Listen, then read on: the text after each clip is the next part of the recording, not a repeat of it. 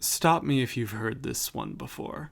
Someone gets popular, they got a lot of followers, then people find out that they've done something problematic in their past, and then they get canceled. This is a cycle that we see on the internet pretty regularly because of how much social media reveals about our beliefs and biases and interests. A lot of ourselves as people is exposed for others to see and to judge. But I have never, in my life, seen that process go as quickly as it did with Emma Langevin, the Jersey e-girl. Emma started out as a prominent TikTok creator, and that's actually where I first heard about her content. She mixes her kind of cutesy visual aesthetic with her hard-hitting New Jersey accent, and she created comedy videos. You know, I can never be a proper e-girl on this app because 1, I'm 20, so it would be fucking weird. 2, I can't dance. 3, even if I could, you all only follow me for my voice, so I wouldn't get any followers anyway. Recently, a larger Twitter meme page sort of discovered her and posted a video on Twitter, kind of highlighting the clash between her harsh accent and her cutesy look and vibe. And then that video started doing really well on Twitter, which then directed people to Emma's Twitter, which then blew up. In just under a week, Emma's personal Twitter went from about 2,000 followers to 110,000. Dude, that's so many accounts following you. Like, I can't imagine the pressure she must have felt. Going from 2,000 people to over 100,000. And you might be saying, good for her. Like, if she's a funny comedian, she's getting the recognition that she might deserve. And it's a good thing that you would get 110,000 people following your Twitter account. But then this happened. Within a day of Emma's Twitter blowing up, another Twitter user criticized Emma's new popularity by tweeting that she was following white supremacists and didn't deserve all this attention.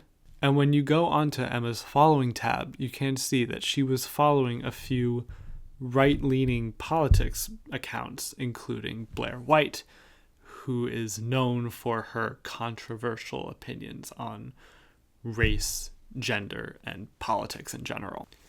Emma responded to this accusation by tweeting, "I followed Blair White, but I do not agree with her politics. I like hearing all sides of politics, even the ones I don't agree with." I thought about trying to do a New Jersey accent to read that in her voice, but I couldn't do it. It sounded awful.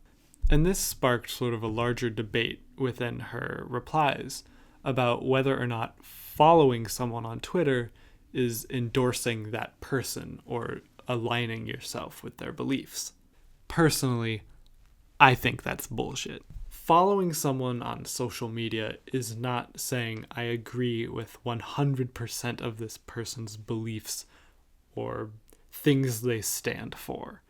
It's social media. It's not a complete biography of this person's entire mental structure. You are allowed to follow and unfollow whoever you want at any time. You're not signing a contract every time you follow someone's account on Twitter or Instagram. It's just not that deep. It's not that deep. And I think pretending that there's a lot of gravity to it is dangerous and leads us down a dark path. But here's another thing that really bothered me about Emma's rise in popularity. People were starting to call her the new Nico Lull. I don't want to get into it, but a few months ago, a girl posted a video of her doing a cutesy dance to a cutesy song, and she went viral because she was cute. And her popularity surged, her Twitter blew up. She was a streamer, I think, so all of her streams started getting a lot more viewers. And then on one of these streams, she mentioned that she had a boyfriend. And those numbers went down. People were angry because they felt like they had been lied to. The idea that you follow someone because they're cute or you're attracted to them does not mean that they have to find you attractive or cute. They're not going to date you because you followed them on Twitter. I can't believe how insulting it must have felt to Nico talking about her relationship and then losing like a chunk of her following. Emma did make a video responding to some of these comments where she said this. In my opinion, the most underrated part of politics is the discussion behind it, and I know it is a huge part of my privilege to be able to say that. I like to follow and listen to people who have opposing viewpoints as me. That does not mean I support them or agree with them or anything like that. What it does is it gets me into their head, so I can look at things from their point of view. If I can see things from their point of view, it better equips me to combat their side of the argument so I can stand up for the issues I believe in more accurately. And I like that.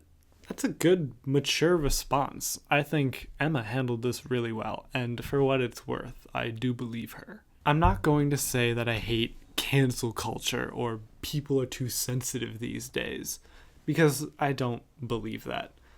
I just wish we could save cancel culture for the people who really fucking deserve it. Harvey Weinstein and Kevin Spacey did terrible fucking things, and they deserve to be out of work. I don't think someone following a right of center Twitter account deserves for them to be blacklisted. You know what I mean? Pedophiles and rapists should be canceled. Not some teenager from New Jersey who's trying to make comedy videos. She said in her own words that she was trying to see both sides of a political argument. That's fair. That's valid. I don't think she deserves to be crucified for that. That's really all that I wanted to say about this. Emma, if you're watching this, welcome to Twitter. I'm sorry.